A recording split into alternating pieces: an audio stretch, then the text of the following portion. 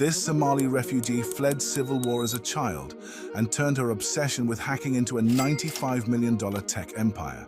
Meet Yasmin Abdi, the Somali refugee turned tech trailblazer protecting over 850 million people online. After escaping conflict and resettling in the US, Yasmin found her escape in technology. At 17, she hacked her first phone, not to break it, but to understand it. She double majored in computer science and business at the University of Maryland, earning internships at Snapchat, Meta, and Google. By 25, she was leading security engineering at Snap, building systems that safeguard 850 million daily users from hackers, scams, and leaks. But Yasmin wasn't done building. She co-founded Mimo, an AI-powered finance app that helped users manage money smarter. 2 years later, Coinbase acquired it for $95 million. Now she's tackling one of cybersecurity's biggest problems: startups without big tech budgets. Her latest company, NoHack, uses AI to detect and stop security breaches before they happen, giving small teams enterprise-grade protection. From a refugee fleeing war to a founder shaping the future of online. MashaAllah, I'm rooting for Yasmin. Such a young, brilliant Somali mind.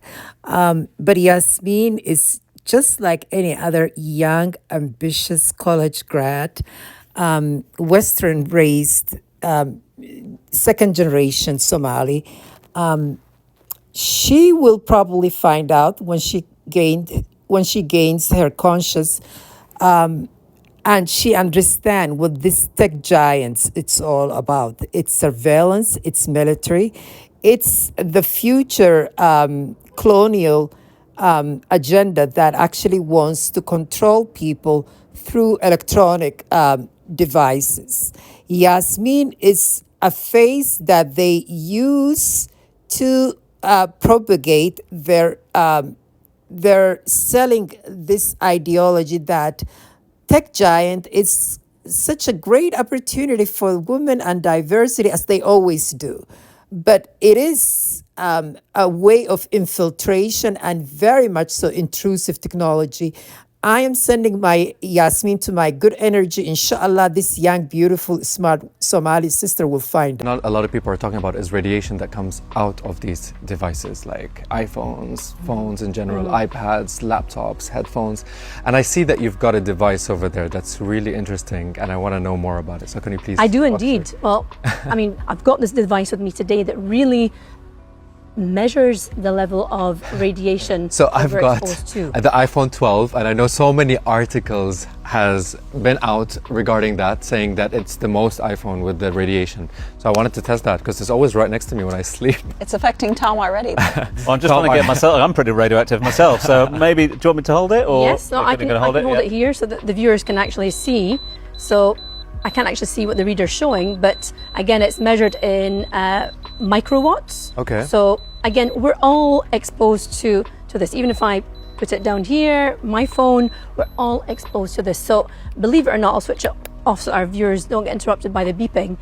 After only... Like I said, these devices are military, spy, surveillance, mind control, perception control devices in our pocket. It's a way of the Jali organized crime syndicate to have access to our bodies, to our minds, and to our homes, and to our children's, so they can easily brainwash and torture and also inflict pains. This radiation will cause also cancer. Big Pharma benefits from that. It completely debilitate your cell structure. If you look at the EMF, the frequency that comes from the iPhone, it destroys your cells.